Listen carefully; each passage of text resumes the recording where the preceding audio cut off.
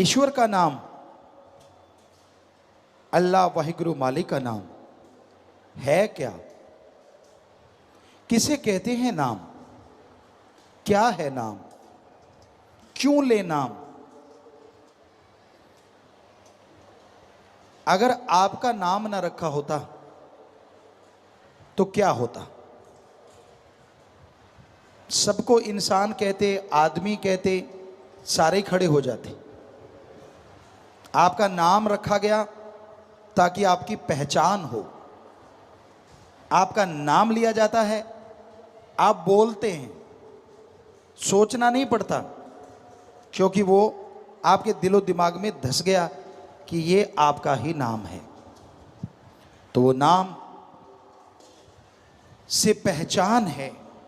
उसी तरह अल्लाह वाहिगुरु गॉड खुदा रब का भी नाम है। उसको भी बाई नेम बुलाया जा सकता है, उसकी भी नाम से पहचान है। मूल मंत्र है, वो तरीका है, नाम से बुलाया जाता है। क्योंकि भगवान अल्लाह गॉड खुदा रब, ये तो 33 करोड़, कोई कहता है 365 करोड़ देवी देवता हैं, सबके यही नाम है भगवान, भगवन। इसलिए उस ओंकार का, जिसने ब्रह्मा जी, विष्णु जी, महेश जी को बनाया, उनका भी नाम है। और उस नाम से जब उन्हें बुलाया जाता है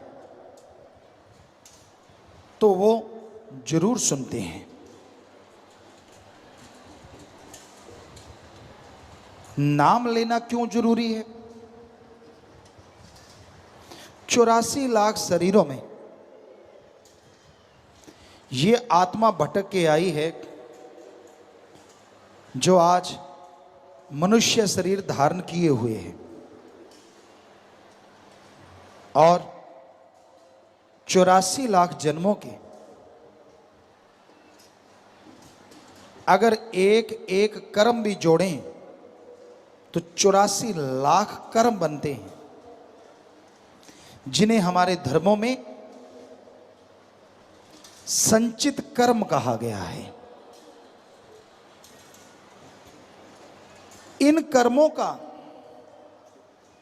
लेखा जोखा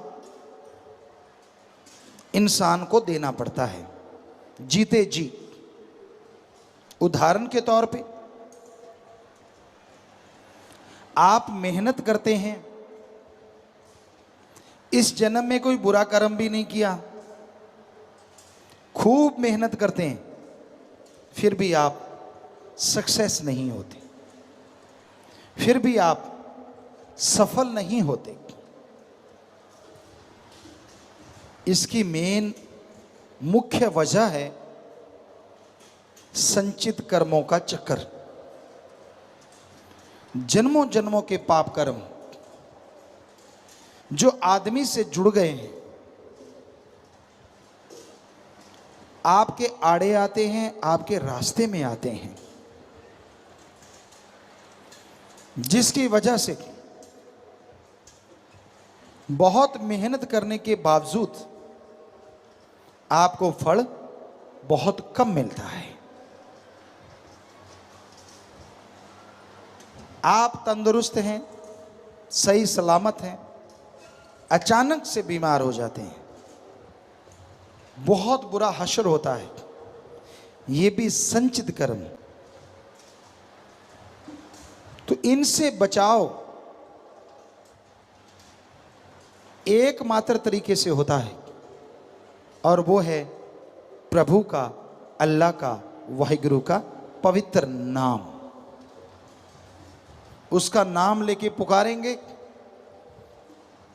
पहाड़ जैसे कर्मों को वो कंकर में बदल देगा। पहाड़ जैसे कर्मों को वो पल में चकनाचूर कर देगा। यानी आने वाला कोई रोग इतना भयानक हो जिसकी वजह से आप महीनों सालों चारपाई पे पड़े रहें, दुखी होते रहें, हजारों लाखों रुपया भी लग गया, परेशान भी आप बहुत हो रहे हैं, तो कितना अच्छा हो कि आने वाला वो भयानक रोग आने से पहले ही कट जाए। एक तो महीनों सालों बिस्तर पे नहीं लेटना पड़ेगा। शरीर एक बार बीमार होता है ना, तंदुरुस्त होने में बहुत टाइम लगता है। दूसरा, लाखों हजारों रुपए जो खर्चा होना था वो भी बच गया। क्या इससे लाभदायक कोई सौदा और हो सकता है? इसलिए मालिक का नाम लेना चाहिए। नाम लेने पे कोई दाम नहीं लगते। बिना दाम के प्रभु का नाम, ईश्वर का नाम मिलता है। जो सच्चे दिल से उस परम पिता परमात्मा का, अल्लाह गॉड खुदा राम का नाम जपते हैं, अभ्यास करते रहते हैं, आने वाला जीवन सुखमय हो जाता है।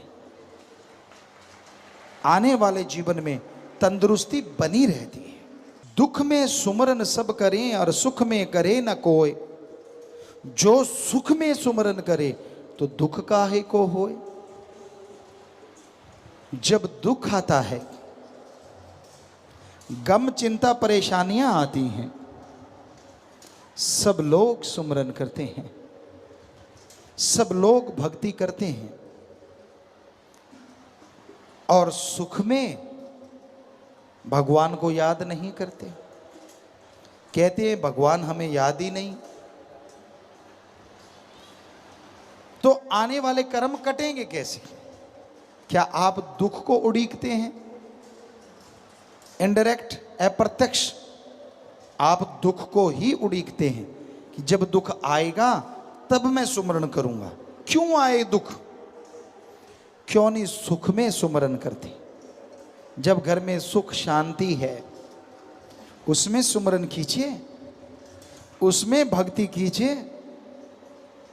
आपके आने वाले दुख कट जाएंगे और सुख में किया गया सुमरन फलता फूलता भी बहुत ज्यादा है। जब आप सुखी होते हैं, जब आप खुश होते हैं, तभी अच्छे गीत गाते हैं, वरना तो गम भरे गीत ही ज्यादा अच्छे लगते हैं। जब आपका मूड ठीक होता है तभी पांव थिरकते हैं, वरना चारपाई से उठने को दिल नहीं करता। इसलिए सुख में जब राम अल्लाह वाहिगुरु गॉड का नाम लोगे तो ज्यादा रुचि से लोगे, पांव थिरकेंगे उसकी याद में, और वो सारी जिंदगी आपके लिए सुखमय हो जाएगी। अच्छे मूड में अच्छा काम करो, ना कि बुरा कर्म करो। संत भक्त, सावन भादों का जो महीना चल रहा है, इसमें उमंग तरंग शरीरों में बड़ी उठती है। कहते हैं खून में बदलाव, यानी गर्मी से एक मौसम एकदम से सुहावना, बड़ा ही बॉडी को फील होता है, चाहे डॉक्टरी हिसाब से देखो।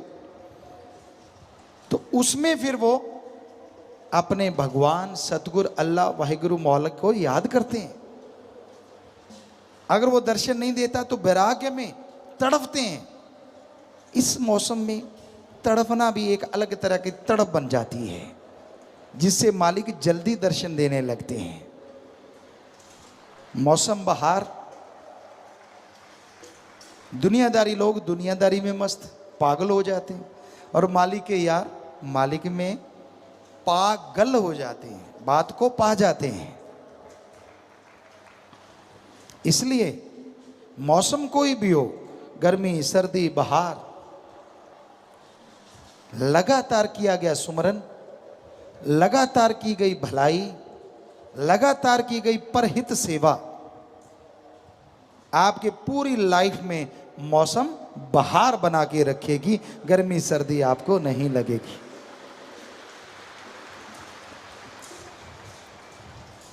सुमरन में बेइंतहा आनंद है, सुमरन में बेइंतहा लज्जतें हैं, पर मिलती उसी को हैं जो इसके लिए तड़पता है। एक सच्ची तड़प बनाइए, एक सच्ची भावना बनाइए। कौन सी भावना? कैसी भावना? जैसे आपका बेटा है, बेटी है, आप उससे बहुत बहुत प्यार करते हैं, बहुत मोहब्बत करते हैं। मालिक ना करे कहीं वो बीमार हो, आपसे कहीं दूर हो, एक्सीडेंट वगैरह हो जाए, मालिक ना करे ऐसा हो। पर अगर ऐसा होता है तो आप तड़प जाते हैं। फोन करते हैं, फोन नहीं मिलता, और तड़प बढ़ जाती है, और बेचैनी बढ़ जाती है। अखबारों में, खबरों में, टीवी में आप सुनते हैं एक्सीडेंट हुआ, उसमें ये हुआ, वो हुआ। बेअख्तियार आपकी आंखों से आंसू निकल आते हैं, आप रोते हैं। क्यों? ये श्रद्धा है, ये प्यार है आपके बच्चे के लिए, आपका। तो जैसे आप अपने बच्चों के लिए इस तरह तड़प जाते हैं, इस तरह रोते हैं, व्याकुल हो जाते हैं, रुपए में 100 पैसा आप अपने बच्चों के लिए तड़पते, रोते, व्याकुल होते हैं, ऐसी ही तड़प रुपए में से 15 पैसे, 20 पैसे आप भगवान के लिए तड़फो, हम गारंटी देते हैं वो आपके आके सामने खड़ा हो जाएगा। पर आप की श्रद्धा तो मर गई है, ज्यादातर लोगों की, संसार के ज्यादा लोगों की। उनकी श्रद्धा है पैसा। धार्मिक जगह पे जाओ, हम जाते थे सभी धर्मों में, हमने कहा जी यहां क्या करना होगा? आपने भी सुना होगा, कहते जो तेरी श्रद्धा चढ़ा दे। हमने कहा श्रद्धा तो चढ़ाई नहीं जाती, बनाई जाती है। कहते नहीं नहीं, पैसे वाली श्रद्धा, ये आदमी की बनाई श्रद्धा है, ये आदमी की बनाई श्रद्धा, भगवान की नहीं। अब 1000 की ठगी मारी, 100 रुपये मालिक को दे दिए, कहता 999 मेरे वाले बढ़िया बना देना, 1 रुपया दिया है सिर्फ। लाखों की ठगी मारी, 1000 मालिक को दे दिया। इसी बात पे बात याद आ गई, आपको सुनाते हैं। हिमाचल देव भूमि है। बहुत साल पहले हम सत्संग करने गए, सत्संग की वहां, तो वहां एक सज्जन मिले जो धर्मों के मुखिया होते हैं, हेड होते हैं। सत्संग उन्होंने सुनी, सुनने के बाद कहने लगे गुरु जी 100% सच है, भगवान कुछ नहीं लेता। कहता लेकिन लोग चढ़ाते बहुत हैं। हमने कहा फिर?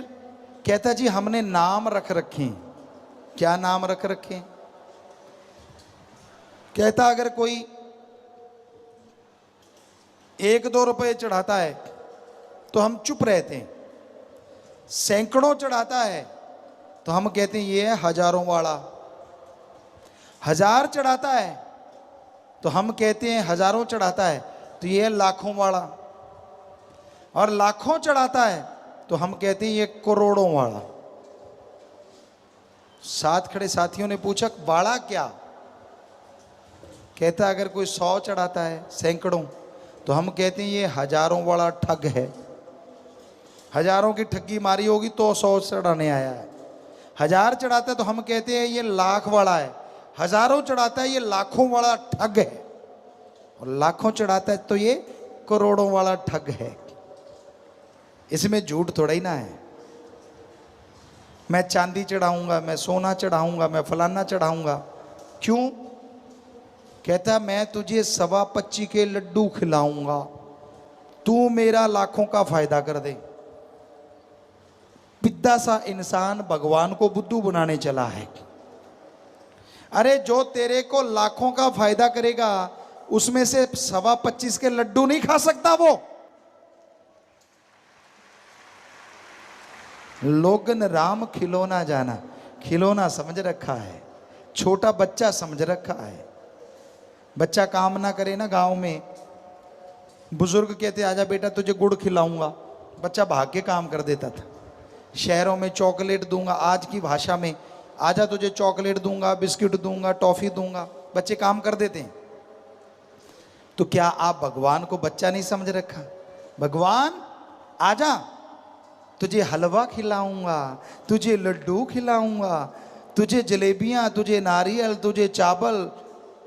अरे अरे अरे, सारी नियामतें उसी की दी हुई हैं, तू क्या उसको खिलाएगा? वो तुझे खिला रहा है। तो लोगन राम खिलौना जाना, बच्चा समझ रखा है उसे। हर कोई बुद्धू बनाने पे उतारू है। ये भगवान का क्या है, उसको तो मूर्ख बनाया जा सकता है।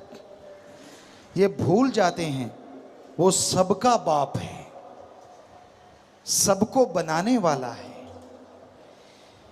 ਐਡਾ ਭੋਲਾ ਖਸਮ ਨਹੀਂ ਜਿਹੜਾ ਮਕਰ ਚਲਿੱਤਰ ਨਾ ਜਾਣੇ। ਇਹਦੇ ਘਰ ਵਿੱਚ ਉਹੀਓ ਬਸ ਸਕਦੀ ਜਿਹੜੀ ਸਭ ਚਤਰਾਈਆਂ ਭੁੱਲ ਜਾਵੇ। कि इतना भोला नहीं है वो अल्लाह वाहिगुरु राम खसम, जो आपकी चालाकियां, आपके मकर, आपकी शातराना चालों को ना समझे, वो सब जानता है। ਇਹਦੇ घर ਵਿੱਚ ਉਹੀਓ ਬਸ ਸਕਦੀ ਜਿਹੜੀ सब चतराइयां भुल जावे।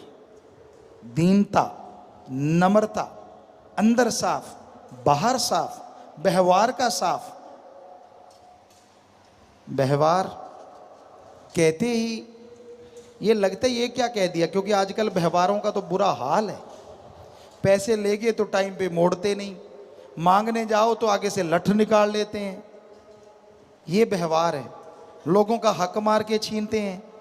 छोटी सी डॉल के लिए जमींदारों के बट होती है सांझी, धक्के से 2 फुट उधर धकेल देते हैं, वो दूसरे वाला 3 फुट उधर धकेल देता है। दानों फसल जो है उसकी तरफ ध्यान नहीं देते, वो डॉल को ही धकने में लगे रहते हैं। और एक दिन उस छोटी सी डॉल के लिए झगड़ा होता है, मारकूट, यहां तक कि एक दूसरे को मार देते हैं। वो डॉल वहीं की वहीं रह जाती है। एक खत्म हो गया, एक जेल में चक्की पीसता है, बर्बाद हो जाते हैं। तो व्यवहार के सच्चे बनो। आप सत्संगियों, मालिक से प्यार करने वालों, ऐसा व्यवहार होना चाहिए। आप किसी से उधार लेते हो पैसे, आप 6 महीने में वापस कर सकते हो, टाइम 8 महीने का ले लो कि भाई साहब मैं तो 8 महीने में आपके वापस कर दूंगा। मजा तब है 8 की जगह 6 या 7 महीने में उसके घर में वापस दे आओ, ले भाई तेरे पैसे, मजा आ जाए। यह है सच्चा व्यवहार।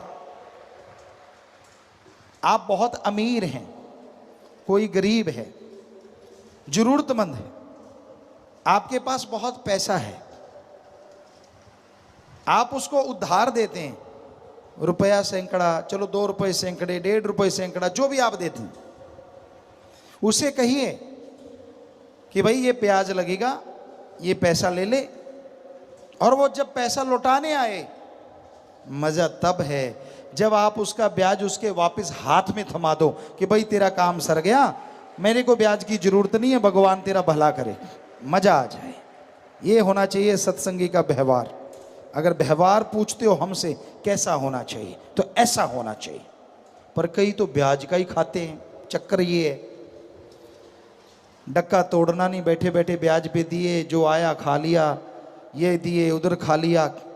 तो उनके लिए 10-15% आप ब्याज ले लें, ज़्यादा नहीं। 5 रुपये सैकड़ा, 10 रुपये सैकड़ा लोगे तो भरोगे जगह जगह, ठीक है, थोड़ा ले लो अगर आप उसी की कमाई खाते हो तो। तो व्यवहार के सच्चे बनना भी अति जरूरी है। गप आदमी बहुत मारते हैं, झूठ, बात बात पे झूठ मारते हैं। क्या झूठ मारना चाहिए? नहीं मारना चाहिए। क्या बिल्कुल ही नहीं मारना चाहिए? कई झूठ ऐसे होते हैं जो सच से हजारों गुना आगे होते हैं। कैसे? उदाहरण के तौर पे एक मिर्ग है जो हमने खुद देखा, उसके पीछे शिकारी है, और वो मिर्ग, वो हिरन भाग के आपके खेत में धंस जाता है, छुप जाता है। शिकारी आता है, आपसे पूछता है आपने मिर्ग देखा? अब अगर आप हरिश्चंद्र बनोगे तो यही कहोगे कि भाई यहां है और वो बैठा छुपा, तो शिकारी उसको मार देगा। आपके सच ने जीव हत्या करवा दी। पर उस टाइम अगर आप कह दोगे मैंने नहीं देखा, यहां नहीं आया, शिकारी चला जाएगा। एक जीव की आपने जान बचा दी, और जीव की जान बचाने से बड़ा पुण्य कोई नहीं होता। तो ये कलयुग है, यहां झूठ भी सच से कई गुना आगे बढ़ जाता है, पर मौके मौके की बात है। बिना वजह ही झूठ छोड़ते रहना वो 100% गलत है। किसी की जान बचाने का पुण्य होता है। कई सज्जन हमारे पास आते हैं, इतना झूठ बोलते हैं, इतना झूठ बोलते हैं, वो खुद ही मानते हैं। कहते गुरुजी हम दुनिया में जाते हैं तो गप पे गप, गप पे गप।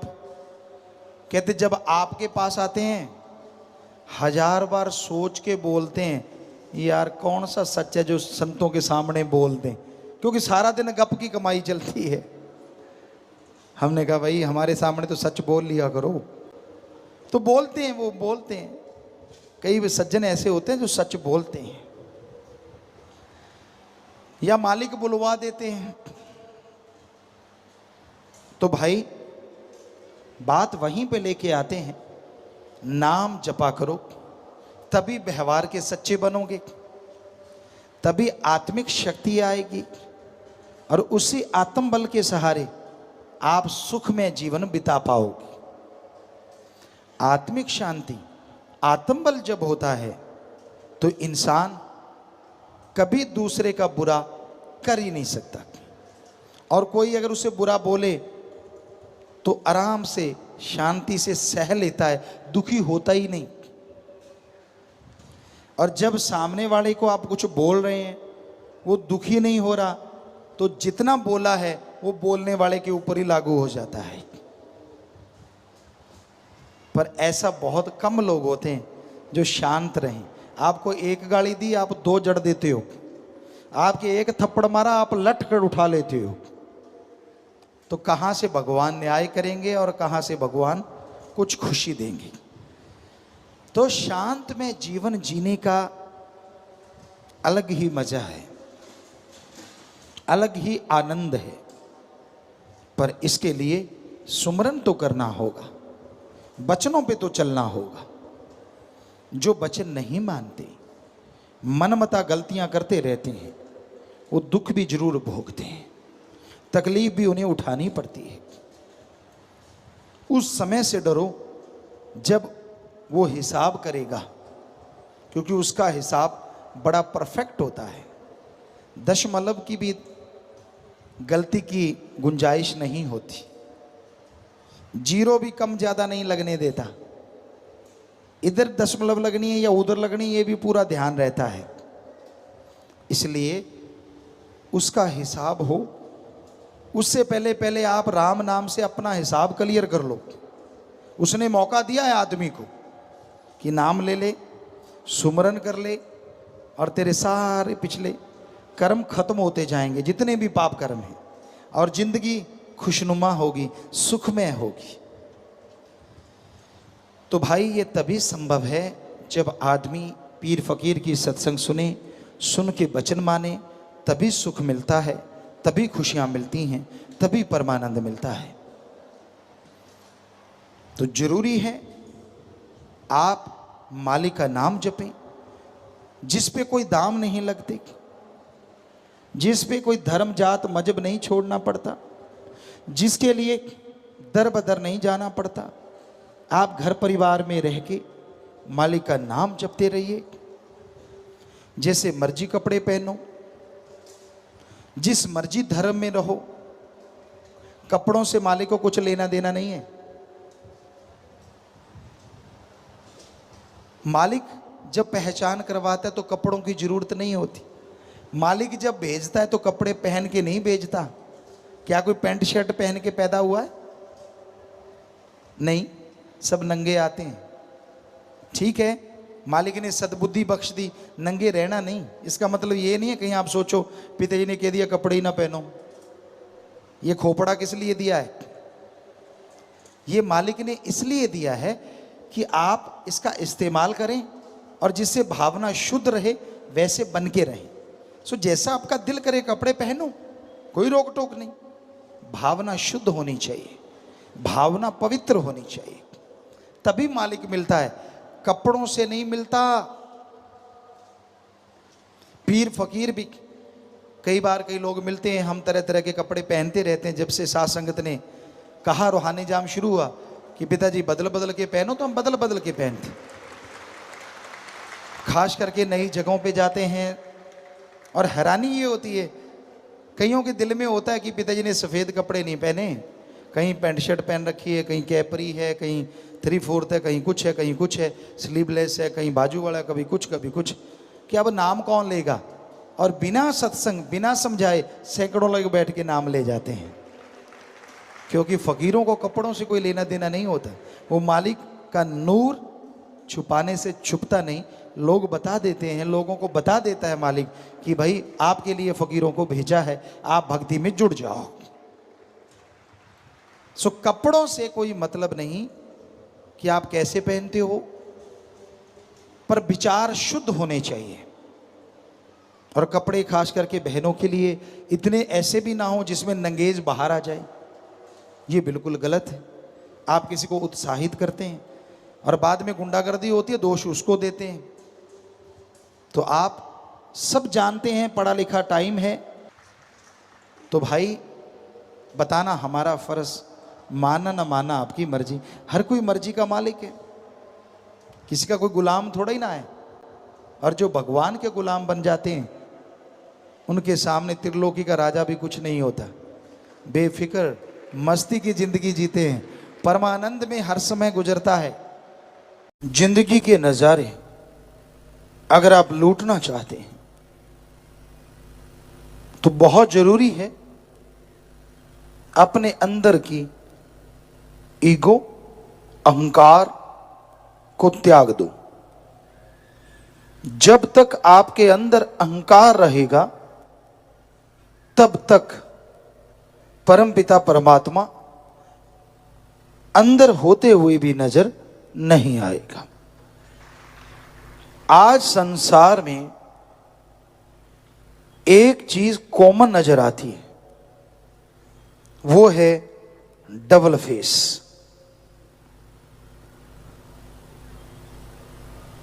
इंसान दिखते कुछ और हैं, होते कुछ और हैं। जैसे कहावत है, हाथी के दांत खाने के और दिखाने के और।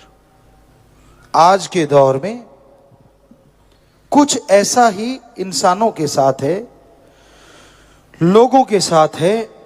यहां लोग दिखते कुछ और हैं, होते कुछ और हैं। सभी नहीं, पर ज्यादा गिनती ऐसे लोगों की है। मालिक के प्यारे भी हैं जो जो दिखते हैं वैसे ही होते हैं, पर उनके अलावा डबल फेस ज्यादा दुनिया में नजर आते हैं। और इसलिए किस पे भरोसा करें, किस पे भरोसा ना करें, आदमी सोचता रहता है। मासूम से चेहरे वाले, जिसे लोग क्यूट कहें या कुछ भी कहें, अंदर कितना गुनाह का आग का समुंदर लिए घूमते हैं, ये कोई नहीं जानता। इसलिए आप किसी को देख के ये नहीं कह सकते कि ये इंसान कैसा है। पुराने समय में एक कहावत होती थी, पंजाबी में खास करके बड़ी मशहूर थी, आदमी का पता चलता है बा पे या रा पे। मतलब या तो उसके साथ व्यवहार हो, काफी व्यवहारिक मामले आपके चलते रहें, या फिर आप उसके साथ कोई लंबा रास्ता तय कर रहे हो। पहले लोग पैदल चलते थे तो 4-4, 5-5, 6-6 दिन चलते रहते थे कि भाई ये हो नहीं सकता कि 7 दिन कोई बंदा अपने अंदर डुप्लीकेट ही बना के रखे। वो जरूर जो है वो निकल के आएगा, और अगर व्यवहार पड़ गया उससे तो पता ही चल जाएगा साफ साफ कि ये आदमी है कैसा।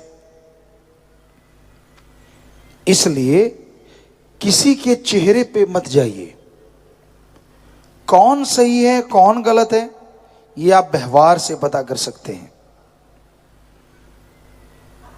जब इंसान का व्यवहार पड़ता है तो पता चलता है हाँ ये सही है गलत। संत सभी से प्यार करते हैं, चाहे कोई सही है चाहे कोई गलत है, क्योंकि वो समाज में आते ही प्यार मोहब्बत का संदेश देने हैं, प्यार मोहब्बत लुटाने हैं, ताकि इंसान खुशियों के काबिल बन सके। वो कभी किसी का पर्दा नहीं उठाते, प्यार से समझाते रहते हैं, बेटा मान जा ना कर, मान जा ना कर। सत्संग में समझाते हैं, जिसके अच्छे भाग्य होते हैं सिमरण करे, सेवा करे, संतों के रूप में आके ईश्वर उन्हें समझाते हैं, रोकते हैं, रुक जा रुक जा रुक जा, तेरे लिए दलदल आने वाली है, तेरे लिए गलत होने वाला है। कई समझ के मान जाते हैं और अपने आप को बदल लेते हैं। वो हमेशा खुशियों से जुड़े रहते हैं। कई ऐसे होते हैं, बागड़ी में कहते को मानो नहीं, कि मैं तो मानूंगा ही नहीं चाहे कुछ हो जाए। संत फिर भी अपनी बात कहने से बाज नहीं आती, वो कहते ही रहेंगे मान जा बेटा। लेकिन उसके अंदर ऐसा होता है, मन जालिम इतना उस पर छाया होता है कि उसको लगता नहीं ये मैं अगर छोड़ दिया तो मेरी जिंदगी खत्म हो जाएगी। और इसलिए उनके मन के पीछे लग के वो नरकों की दलदल में फंसते चले जाते हैं, फंसते चले जाते हैं। बेचैनी, टेंशन, परेशानी उनके पल्ले पड़ जाती है, चेहरे का नूर उड़ जाता है। रंग गोरा चिट्टा हो, नैन नक्श सुंदर हो, ये खूबसूरती नहीं होती। चेहरा दग दग करता हो, नूर उसमें से झलक रहा हो, कोई टेंशन नहीं, कोई परेशानी नहीं, मस्त मौला, खुश, वो सांभला क्यों ना हो वो सबसे सुंदर लगता है और दिलों को भा जाता है। तो रंग तो भगवान के दिए, काले भी हैं, पीले भी हैं, गोरे भी हैं, गेहुआ भी हैं, पता नहीं कितने तरह के कलर हैं इस दुनिया में। लेकिन जिनके चेहरे बेरुखे हैं, बेरौनके हैं, साफ पता चल जाता है। चेहरे को देखो, रौनक है ही नहीं, पता चल जाता है इतनी टेंशन, इतनी परेशानी, ये गलत काम वो गलत काम, सारा दिन इसी में खचत। संतों से आप अपने आप को नहीं छुपा सकते। कहावत है, दाई से पेट कैसे छुपाओगे। बच्चा जनना होता है और दाई से पेट कैसे छुपाया जा सकता है। उसी तरह फकीर जो होता है वो सतगुरु अल्लाह वाहिगुरु राम का नुमाइंदा होता है, और वो भगवान जी फकीर को निगाह देते हैं। जब वो निगाह मारते हैं तो पता चल जाता है कौन किस खसलत का मालिक है, कौन सी दुकान किस चीज की बनी हुई है, और दिखावा क्या है, अंदर क्या है। तो इसलिए अपने आप को बदल डालो। अगर उसकी रहमतों को बेहिसाब पाना है, अगर उसके रहमो करम को हासिल करके मालामाल होना है, तो एक कहावत है कि गुरु पीर फकीर, जो सच्चा हो, जो खुद कुछ लेता नहीं, कोई इच्छा नहीं रखता, आपके भले के लिए, आपके सुख के लिए हर कर्म करता है, जब ऐसा गुरु मिल जाए तो शिष्य को अंधा बहरा गूंगा बन के चलना होता है। ये नहीं कि बोलो नहीं, ये नहीं कि सुनो नहीं, ये नहीं कि देखो नहीं, जो गुरु दिखाए वो देखो, गुरु कहे वो कहो, और गुरु जो सुनाए वो सुन के उस पे चलते जाओ। हम आपको लिख के गारंटी देते हैं, अरे 10वां द्वार तो क्या, नूरी सुवरू यूं आपके सामने खड़ा हो जाएगा। वचन मानने नहीं, अमल करना नहीं, दोष अपने को नहीं देना, गुरु पीर फकीर को, अल्लाह वाहिगुरु राम को, तो और बेड़ी में बटे, और बेड़ी में बटे। तो इसलिए फकीर कभी नहीं कहते कि आप कोई बुरा कर्म करें, फकीर कभी नहीं चाहते किसी का बुरा हो। आप गलत कर्म करते हैं, आप बुरे कर्म करते हैं, आप गिरते हैं बार बार मन के कहने से, पर संत एक ऐसे होते हैं फिर भी आपके लिए मालिक से दुआएं करते रहते हैं, हे ईश्वर ये तेरे नादान हैं, मूर्ख हैं, नहीं समझते, पर तू तो दया का सागर है, दया करता रहे, रहमत करता रहे। बस आगे मालिक जाने और आप जाने। फकीरों का काम, अगर वो माँ बाप बनते हैं दोनों जहान के, तो दोनों जहान में उनकी संभाल करना भी फकीर का फर्ज बन जाता है। इसलिए वो अपने बच्चों को कभी भी बद्दुआ नहीं देते, किसी को भी नहीं देते, सबका भला करते ही नहीं, भला सोचते रहते हैं। आप क्या सोचते हो वो आप मर्जी के मालिक, और संत जो सोचते हैं वो यही होता है कि मालिक सबका भला करे।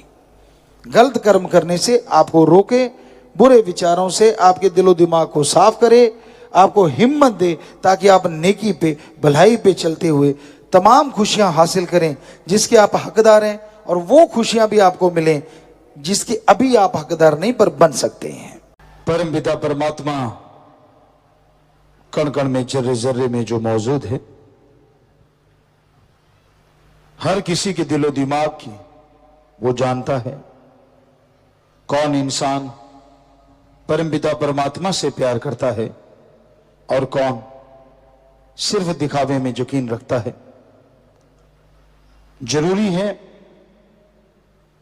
श्रद्धा भावना से उस प्रभु को याद किया जाए, क्योंकि जितनी श्रद्धा भावना से आप उसे याद करेंगे उतना ही वो ज्यादा खुशियां बख्शेगा, गम दुख दर्द चिंताओं को मिटा डालेगा, और इस काबिल आपको बना देगा कि अंदर बाहर उसके रहमो करम के नजारे मिलने शुरू हो जाएंगे। भावना शुद्ध होना अति जरूरी है। उसको दिखावा पसंद नहीं, ना ही वो अकल चतुराई से मिलता है, धर्म जात मजहब से मिलता है। उसको पाने का तो एक ही तरीका है, उसे शुद्ध भावना से याद किया जाए, उसकी याद में तड़पा जाए, तो वो जरूर मिलता है। उसकी याद में तड़पने का तरीका संत पीर फकीर बताते हैं कि अगर आप परम पिता परमात्मा की याद में तड़पना चाहते हो, सबसे पहले सुमरन करो, दृढ़ यकीन वाले बनो, बचनों के पक्के रहो, और कभी किसी का दिल ना दुखाओ। मालिक से मालिक को मांगते रहो, मालिक से मालिक की सृष्टि का भला मांगो। दिल में छल कपट दुई द्वेष मत रखो, डबल फेस मत बनो, दिखते कुछ और हो करते कुछ और हो, खड़े कहीं और हो करते दिखाते कुछ और हो, चल कुछ और रहा होता है। तो ऐसी भावनाएं जो लोग रखते हैं, ना उनका भला ना उनके परिवार का भला। सत्संग एक ऐसा तीर्थ होता है, साईं मस्ताना जी महाराज के वचन, परम पिता शास्त्राम जी महाराज के वचन, कि ये सत्संग यहाँ रोजाना चलता रहता है। ये एरिया, ये क्षेत्र ऐसी जगह होता है कि यहाँ भक्ति की चंद बातें भी पता नहीं कितनी खुशियां दे जाएं, और पूरी नियत की एक बात पता नहीं कितने गुनाहों से आपको भर दे। इसलिए आप हमेशा नेकी की बातें करें, मालिक के प्यार मोहब्बत की बातें करें, उसकी दया में रहमत की बातें करें, ताकि उसकी तमाम खुशियां आपकी झोलियों में आ जाएं। ज्यों ज्यों उसका रहमो करम आपकी झोली में आता है, वैसे वैसे आपके गम, आपके दुख, आपके दर्द, आपकी चिंताएं उड़ती चली जाती हैं। तो हमेशा अपने ध्यान को अपने सदगुरु, अपने अल्लाह वाहिगुरु गौड़ खुदा राम से जोड़ के रखो। वो किसी के किसी भी चीज का भूखा नहीं, पर उसे अगर पाना है तो अपनी भावना, अपनी श्रद्धा इस काबिल बना दो कि वो आपको मिल जाए। दिखावे ढोंग मत करो, क्योंकि ढकोसले जितने करोगे उतने दुखी रहोगे, परेशान रहोगे, चैन की नींद नहीं आएगी, और पता नहीं कौन सी बीमारी क्या रूप धारण कर ले और क्या हो जाए। एक गाना सुना करते थे हम, बहुत पहले आया था। कई बार कई लेखक ऐसा लिख देते हैं जो बड़ा पक्का होता है। रब नाल ठगियां क्यों मारे बंदिया, तो दिन रात पाप च गुजारे बंदिया। वाकई आज का इंसान भगवान को तुच्छ समझता है, समझते ही कुछ नहीं। लिपापोती करो, दिखावा करो, ये कर दो, वो कर दो, भगवान जी खुश। ये नहीं पता तेरे जैसे लाखों अरबों खोपड़े उसने बनाए, और तू अपनी इस छोटी सी खोपड़ी से उसको छलने चला है। अपने आप को छल रहा है तू। जितनी देर चल रहा है चल रहा है, चारपाई पे लेट गया, हिलना जुलना बंद हो गया, बड़ा याद करेगा तू। ओ भगवान, मैंने गलती की, मैंने ये किया, मैंने वो किया। तब तो चारपाई पे लेट गया ना, उससे पहले तो नहीं माना। तब तो अहंकार ही अहंकार। ना जी, मैं थोड़ी ना पता चलने देता हूं, उसको सब मालूम होता है। पर वो किसी को बुरा नहीं कहता, किसी का पर्दा नहीं उठाता। इसका मतलब ये नहीं होता कि आपने उसको बुद्धू बना दिया। इसका मतलब ये होता है कि आप अपने पांव पे खुद को लहाड़ा मार रहे हैं। इसलिए बुरे कामों से बच के रहो। कुछ नहीं पड़ा इन चीजों में, सारी दुनिया खप खप के मर गई। अगर मालिक अल्लाह वाहिगुरु की भक्ति में लगे हो तो सिर्फ भक्ति में लगे रहो। बुराइयों को छोड़ जाओ, उनका संग ना करो, उनकी सोहबत ना करो। अल्लाह वाहिगुरु राम की भक्ति इबादत करो। एक कहावत होती है, कई लोग उस परमपिता परमात्मा जो कि दाता है उसी की निंदा करते रहते हैं। कहीं सिर जोड़ के बैठ गए, सारा सारा दिन, सारा सारा टाइम, भूल जाते हैं अपनी औकात, भूल जाते हैं अपना सब कुछ। क्या था तेरे पास, किसने दिया, किसने पहुंचाया, सब भूल जाते हैं। पर ऐसे इंसान ज्यादा समय सुखी नहीं रह पाते, क्योंकि वो उस अल्लाह राम की निंदा कर करके, भगवान की कर करके अपनी बेड़ी में बट्टे डालते जाते और एक दिन बेड़ी भर के डूब जाती है। फिर कुरलाते रहते हैं, चिल्लाते रहते हैं। तो ऐसे कर्म करने वालों के लिए दाता रहबर ने भजन बनाया, कर्म करो खोटे पड़ेंगे बड़े सोटे, किसी पूछनी नहीं बात रे, कि मान जाइए मत कीजिए ऐसे कर्म, वरना उसकी बेआवाज लाठी पड़ेगी और आवाज ही आवाज रह जाएगी। तो संतों का काम समझाना होता है, बताना होता है। चतर चालाकी संतों से, फकीरों से करते हो। डबल फेसेस, ट्रिपल फेस, कितना कहें, कितने फेस होते हैं लोगों के। दिखते कुछ और, दिखाते कुछ और, कहते कुछ और, सोचते कुछ और, करते कुछ और। गिरगिट भी शर्मा के गायब हो गया। आज की दुनिया में लोग इतने ज्यादा चालबाज, पल पल में रंग बदलने वाले बन गए। ठीक है, आपकी मर्जी है, हमारा तो बताना फर्ज है। सुधर जाओगे तो जो जिंदगी रह रही है उसमें खुशियां पालोगे, नहीं सुधरोगे तो नरक यहां भी तैयार और आगे भी तैयार है। कई कह देते हैं कि जिसने गुरुमंत्र ले लिया साईं मस्ताना जी महाराज के वचन, एक पैर यहां वहां, दो पैर में जगह है, एक यहां है तो एक वहां है, काफी दूरी तय करनी है दूसरे पैर तक जाने के लिए। अगर भक्ति करते हो, वचनों के पक्के हो, तो वाकई कोई दूरी नहीं, एक पैर यहां रखा और दूसरा वहां पहुंचोगे सीधा सचखंड। और अगर करते रहे छल कपट, यहां तो चलो कोई बात नहीं, पर्दा है, रूहानी मंडलों पे आपको उल्टा लटकाया जाएगा। कई सोचते हैं जिसने नाम लिया क्या उसको भी? जी हां, जो वचनों के परखच्चे उड़ाते हैं बल्कि वो तो ज्यादा गुनाहगार हो जाते हैं। एक होता है अनजाने में पाप कर्म करता है, एक अच्छी तरह पढ़ा लिखा जानबूझ के यानी भक्ति करता है, पता है सेवा सुमन सत्संग का, फिर भी गलतियां करता है, फिर भी गुनाह करता है। तो बाकी रूहें पास से जाएंगी। जिनसे आज शर्म कर रहे हो, जिनसे सोचती हो कि मैं छुपा लेता हूं, वो रूहें पास से गुजरेगी और आप लटके हुए होंगे। कहेंगे अच्छा इसने वो गुल खिला रखे हैं। स्क्रीन की तरह आपकी सारी चीजें वहां डायरेक्ट चल रही होंगी, रूहें खड़के भी देख सकेंगी कि इसके ये गुनाह है। फिर कैसे छुपाओगे बताइए?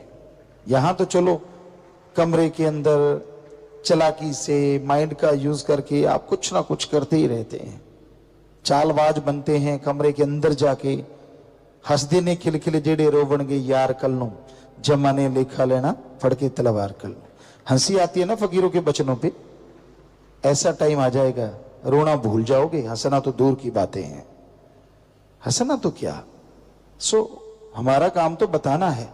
अच्छा है, सत्संग ध्यान से सुन के अपने कर्मों को बदल लो, नहीं बदलते तो यहीं भी वो तमाशा बन सकता है। हमारा काम है आगाह करना, सावधान करना। आगे कोई माने ना माने उसकी मर्जी है, हर कोई मर्जी का मालिक है। इस घोर कलयुग में इंसान मन इंद्रियों के गुलाम है, उसी में दिन रात फंसे रहते हैं, उलझे रहते हैं। किसी को काम वासना तो किसी को क्रोध, किसी को लोभ मोह, किसी को अहंकार, मन और माया। ऐसा चक्र गिन्नी करते हैं, इस तरह अपने में उलझा लेते हैं कि मालिक की और नेकी की बातों को पास फटकने नहीं देते। इंसान उलझे रहते हैं इन्हीं सातों के चक्कर में, इन्हीं के चक्रव्यूह में फंसे रहते हैं। उस भगवान को, अल्लाह राम ईश्वर गॉड खुदा रब को याद करना, उससे इतनी प्रीत रखना, इतना प्यार रखना कि उसके बिना आंखों में कोई आन ही ना पाए। कोई ऐसा कर पाता है, बहुत मुश्किल है। दुनियादारी की हवा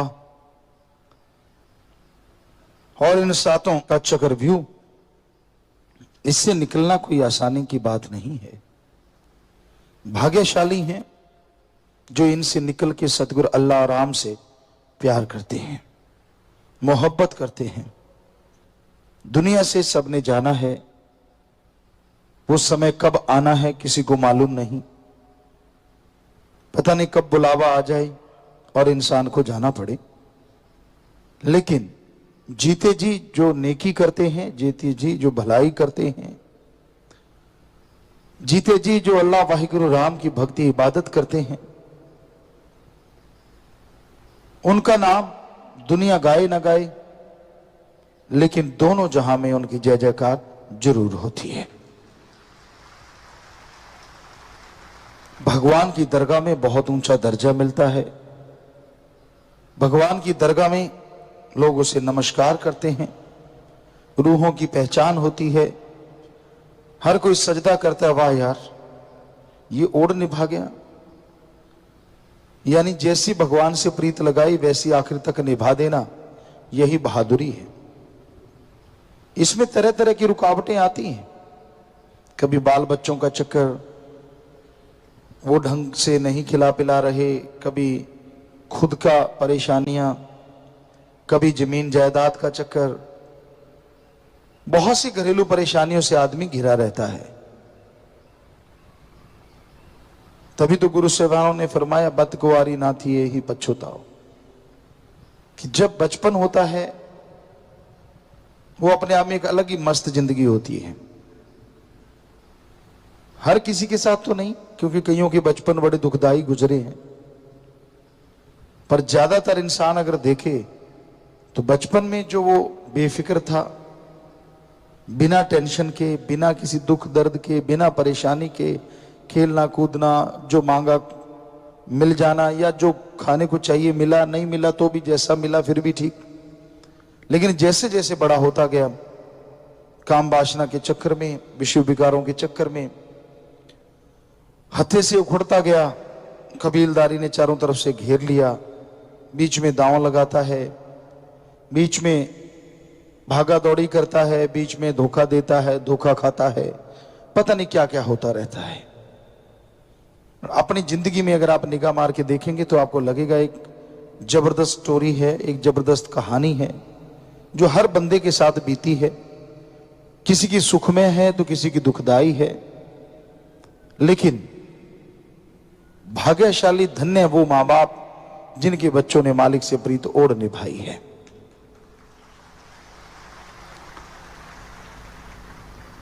इतनी दुखदाई जिंदगी में, इतनी चक्रव्यूह में फंसे होने के बावजूद जो ईश्वर की भक्ति करते हुए ईश्वर से प्रीत ओढ़ निभा देते हैं, उनसे भाग्यशाली कोई दूसरा हो ही नहीं सकता।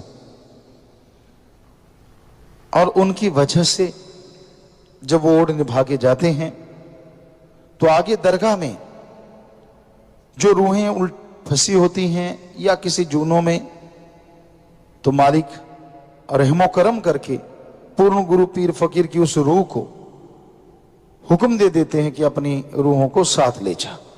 तो अपने पिछले बुजुर्गों को, फंसी हुई रूहों को भी निकाल के ले जाते हैं, इसलिए भी जय जयकार होती है। तो ये कोई मालिक से प्रीत लगाना बड़ा आसान है, लगा के ओढ़ निभाना मुश्किल है, लेकिन इसका मतलब असंभव नहीं है। तो मालिक का प्यार मोहब्बत की जाग हमेशा लगती रहे, सुमरन करते रहो, सेवा करते रहो, और अंत्यकरण में तड़प रखो। पता नहीं वो सपने में कब दीदार दे जाए, पता नहीं वो जागते हुए कब मिलके मिलनसार बना जाए, और वो पता नहीं कब नूरी दर्श दीदार से माला माल कर दे। ये उस मालिक की मर्जी है। इंसान कह तो देता है मैं तो घंटा सुबह शाम सुमन करता हूं, बहुत भक्ति करता हूं, मुझे मिला क्यों नहीं? क्योंकि बाकी घंटों में पता नहीं क्या क्या करता है, पता नहीं बाकी जिंदगी जो गुजर गई उसमें क्या क्या गुल खिलाए। बड़ा उतावला हो गया भगवान को पाने को, घंटा सुबह शाम देखिए ताने देने लगा, उलाने देने लगा, मुझे मिलता क्यों नहीं? और जो जो गुल खिलाए हैं, कितने घंटे बर्बाद किए, कभी उनका जिक्र किया? कभी वो दिमाग में आया यार मैंने क्या क्या कर रखा है?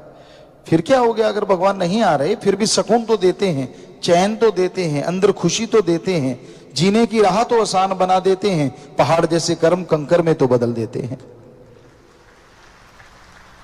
वो तो शुक्राना नहीं करता। एकदम से 10वां द्वार खुले और मुझे नूरी स्वरूप दिख जाए, बस ये चाहना है।